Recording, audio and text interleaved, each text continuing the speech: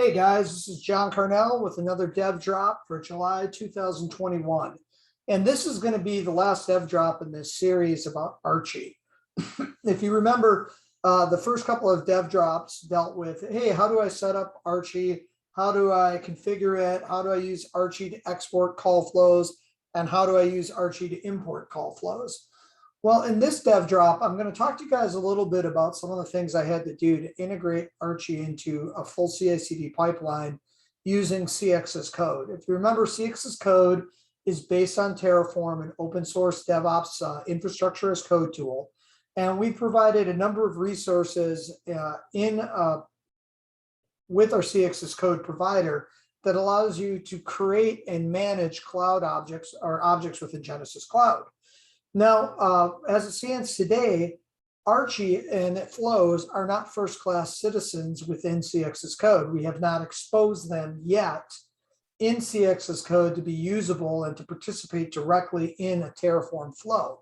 However, in this DevDrop, I want to show you guys how I kind of used Terraform's local exec feature and a little bit of Python code to wrapper Archy to enable me to have call flows be built and deployed with my CX's code scripts, and how I had to kind of manage all of that. Because remember, if you look at this call flow here, I have a email flow out here, and I'm just using call flow as generic.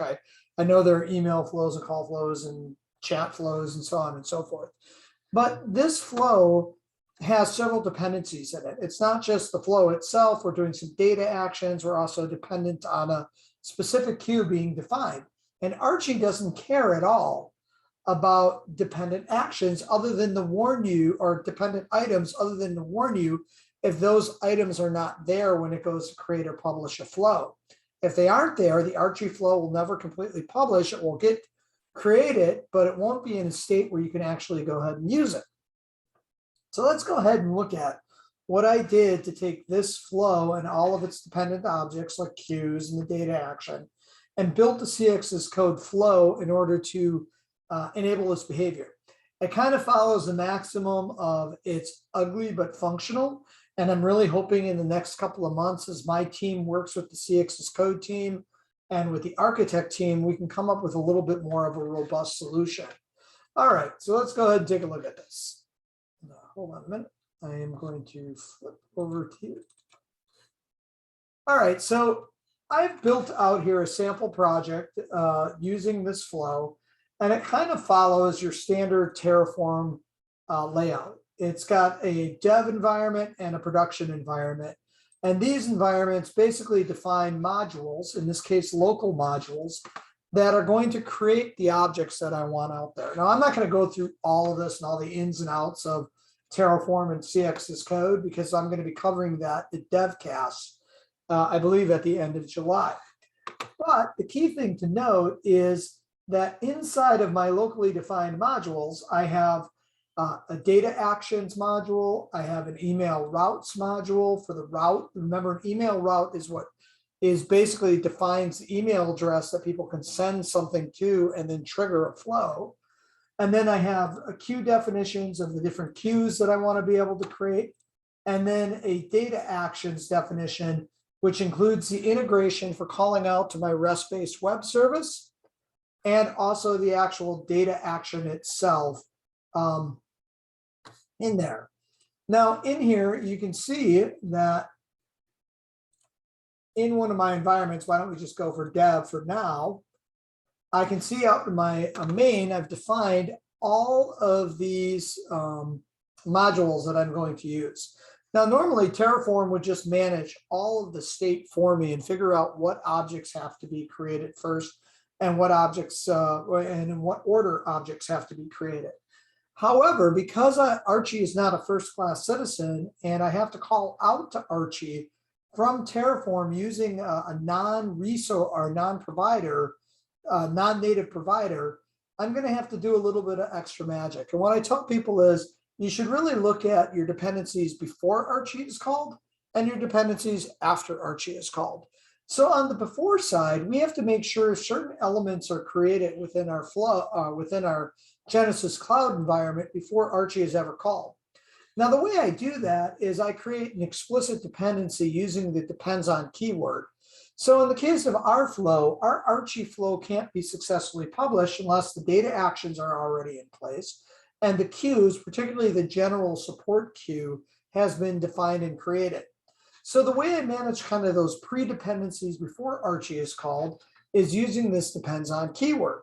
This will guarantee that these other modules have been called and invoked before it attempts to call the email flow module. Now, when the email flow module gets invoked, let's go take a look at that guy. And when it gets invoked, we're going to take advantage of a what's called a null resource and a local exec provisioner. A null resource basically says, hey, you have a resource out here that really doesn't belong to any provider. It's generally used as an exit out to third-party scripts. And Terraform will tell you, if you look at the documentation, this should only be used in a emergency exit hatch when you have to do something that can't be managed in Terraform. So inside of my null resources, I'm using a local exec. And what that's going to do is it's going to basically call out to a local script running on the same box that Terraform is executing the script on. Now, what I've done is there are two local execs here. One is going to be invoked when I go to create an object or create this, the environment. And one is going to be invoked when I go to destroy it. And in this case, I've taken both of these behaviors and wrapped them into a single script called manageflow.python. Now, why did I use Python here? Well, the reason being, remember, I've got this dividing line of items that have to be created before Terraform, and then there are before Archy, and then I have the Archy execution itself, and then dependencies that come after Archy. So the before dependencies can be handled with the depends on keyword. However, when I was working through this, I found out that with the email route in there, I had to make sure I created and deleted it in the right order and had to be guaranteed to be there because it was the one thing that needed to be there after Archy ran. And because I had to control explicitly ordering, I had to control it in a Python script. So let's go ahead and take a look at this Python script. It's nothing magical. It's nothing rocket science. Probably the key thing to recognize is that in this Python script invocation, I have a number of kind of credential-oriented and environment-specific things configured as environment variables. I don't like to stick my credentials inside of my auto flows variables that you see up here. I like to keep the TF-vars, the flow auto TF-vars, that's just the name of my TF-vars file. I like to keep that only for application configuration specific things. So all the regions that I'm supposed to point at for Python and so on and so forth, or for the Genesys Cloud Platform, for my OAuth client that's going to be used by Archy, and the region that's going to be used by Archy, I'm going to set as environment variables. The next thing I'm doing is I'm actually going out and creating an OAuth client based on the environment variables are passed in. Because there's a few spots where I've got to go out and manually create or delete the email route after my Archy flow executes. Now, if this were a call flow for Archy, you'd have to probably look at doing the DID definition for the directed inbound dial number hitting the flow. But for email, we just need to make sure we deal with route. And then for the application specific configuration, I just pass those in as environment variables. And if you go out and you look at the main.tf in the email flow, you can see I pass in an email domain and an email domain region, and those were all defined inside of my script's TF-vars in here. Because again, I like to use the TF-vars specifically for application environment configuration. I like to use environment variables for credentials and connection information. All right.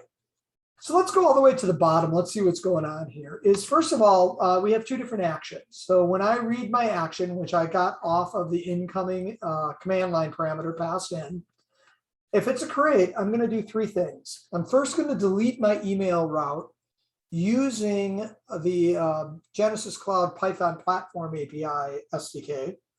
Then I'm going to create the Archy flow using Archy, and then I'm going to recreate the email route.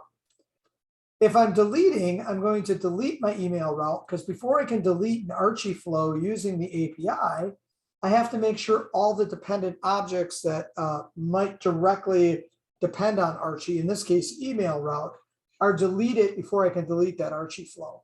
Because again, Archy will let you import and export, but it won't let you delete flows. We have to rely on the API for that. So let's go ahead and start with our create, and let's go out and look at our delete email route. Pretty straightforward. We're just using our Python SDK wrapping our platform API.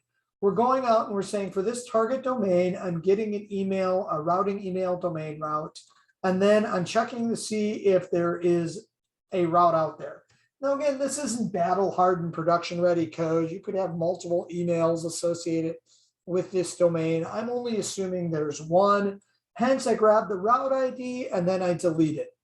All right, once that is deleted, then what I'm going to do is I'm going to create my Archy flow. And in here, I'm going to use Python's native kind of shell capabilities to call out to Archy.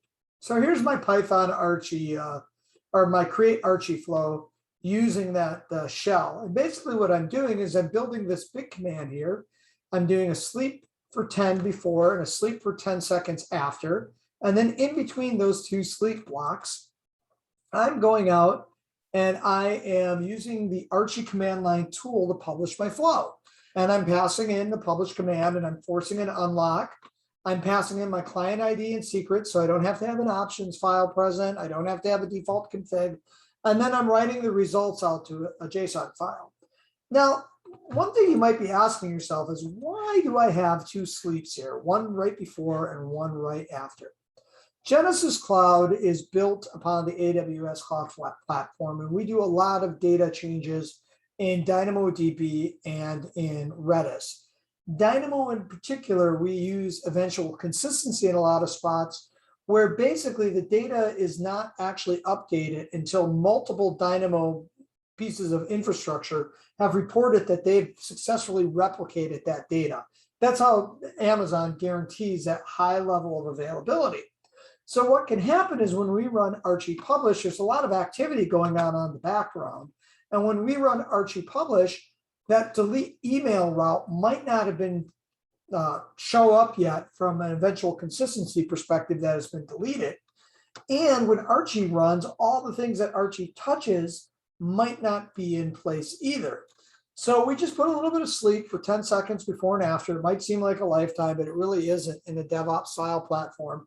And it pretty much is what, anytime you're going to deal with a cloud vendor, sooner or later, you're going to run into eventual consistency type issues, because that's how the cloud infrastructure platforms like Amazon or Azure or Google guarantee availability and reliability is by having their data replicated to multiple data centers, and that you have to eventually get consistent so you can read it.